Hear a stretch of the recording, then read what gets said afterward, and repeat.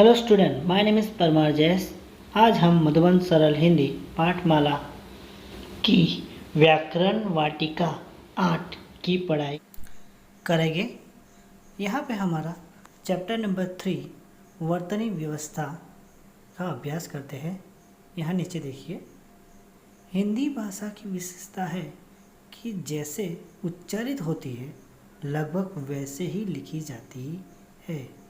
हिंदी में स्वरों के लिए मात्रा चिन्ह निर्धारित है और उन्हें व्यंजनों के साथ मिलाकर लिखा जाता है, जबकि अंग्रेजी में ऐसा नहीं है। वहाँ स्वर अलग से ही लिखे जाते हैं। जैसे कि राग, तो राग RAGA। यदि अंग्रेजी के आधार पर स्वर अलग लिखे जाते तो राग को लिखा जाता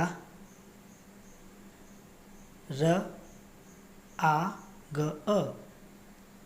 अब सोचिए, यदि मात्राएं न लगाए जाए तो एक ही बात को लिखने के लिए समय, श्रम तथा कागज कितना अधिक मात्रा में लगता। अब आगे देखते हैं हम हिंदी के मात्रा और चिन्ह जो कौन सी है और कैसी कैसी आती है, वह विस्तार से देखते हैं। स्वरों की मात्राएं। जब स्वरों का प्रयोग व्यंजनों के साथ किया जाता है तब स्वरों का मात्रा रूप प्रयुक्त होता है। स्वरों की मात्राएं इस प्रकार हैं। स्वर आ, मात्रा, मात्रा का स्थान प्रयोग व्यंजन के बाद होता है। मात्रा सहित व्यंजन काम।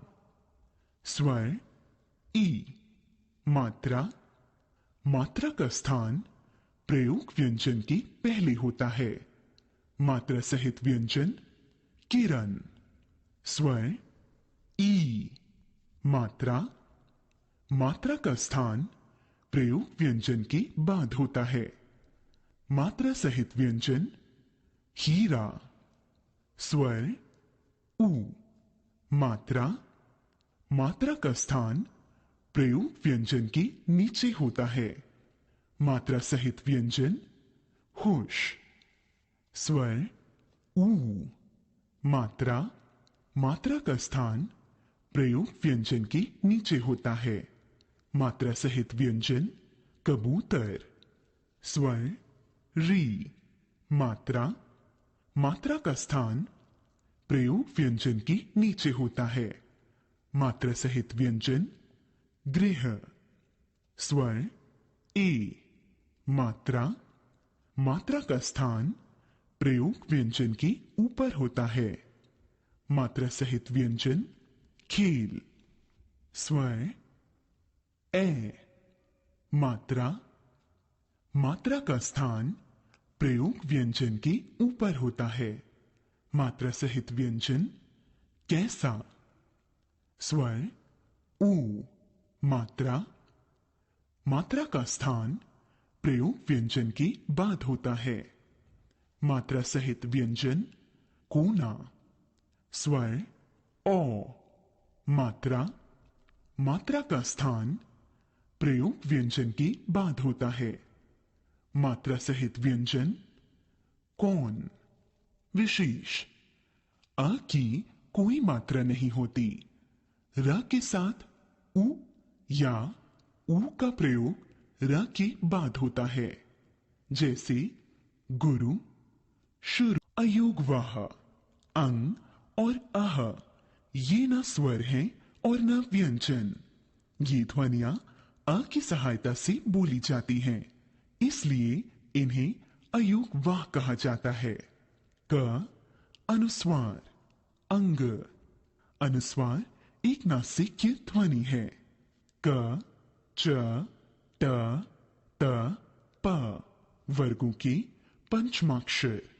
अंतिम वर्ण के स्थान पर इनका प्रयोग होता है। आज मानक रूप में पंचमाक्षर को अनुस्वार का रूप दे दिया गया है, जैसे पतंग, चंचल, संबंध, गंगा, संभव, बंदर आदि। विशेष अनुस्वार के उच्चारण में जिह्वा कहीं न कहीं तालू से टकराती है। ख अनुनासिक चंद्र बिंदु।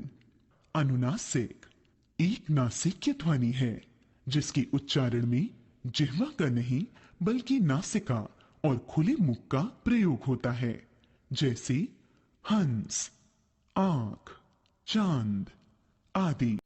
यहाँ देखिए कोष्ठक में पहला है सामान्य स्वर, सानुनासिक स्वर और उनके उदाहरण दिए गए हैं। पहला आता है अ, तो उसके बाजू में है बस। सानुनासिक स्वर में अ पे चंद्र बिंदु, यानी उसका चिन्ह क्या होगा, चंद्र बिंदु। तो उसके उदाहरण बनेंगे अंगूठी, अंगीठी, सवारना, हंसी। आगे देखते हैं आ, जिसकी मात्रा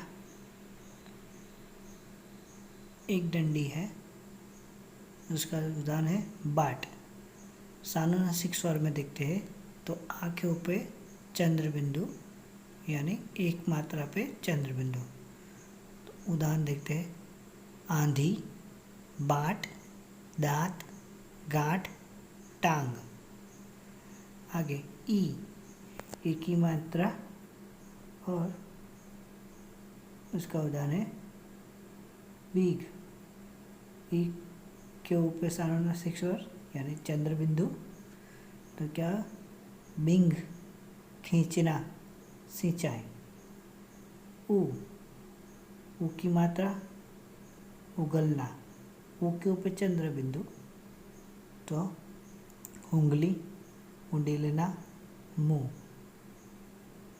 ऊ की मात्रा पूछना, ऊ के ऊपर चंद्र बिंदु, ऊंचाई, पूंछ।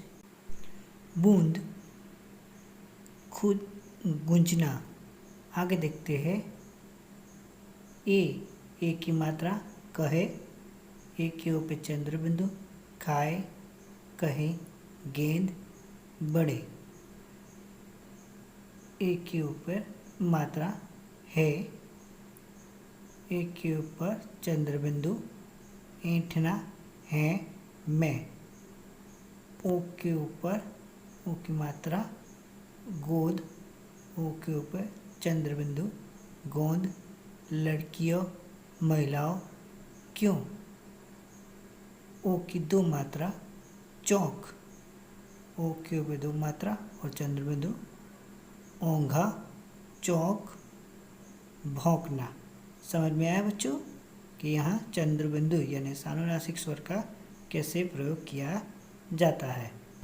आगे बढ़ते हैं। ग विसर्ग। आह विसर्ग का प्रयोग ह की ध्वनि देता है। प्रयोग के समय इसका स्वरूप आह हो जाता है। इसका प्रयोग प्रायः शब्द के अंत में किया जाता है। यह ध्वनि संस्कृत में अधिक प्रयुक्त होती है। यह हिंदी में भी संस्कृत के ही यानी तत्सम शब्दों में प्रयोग की जाती है, जैसे प्रायः, अतः, मनः स्थिति। संधि में विसर्गों का अधिक प्रयोग होता है। र के विभिन्न प्रयोग। रेफ की मात्रा। यदि र स्वर रहित हो तो यह अपने बाद आने वाले व्यंजन के ऊपर लगता है, जैसे कर्म, आशीर्वाद आदि। पदेन की मात्रा।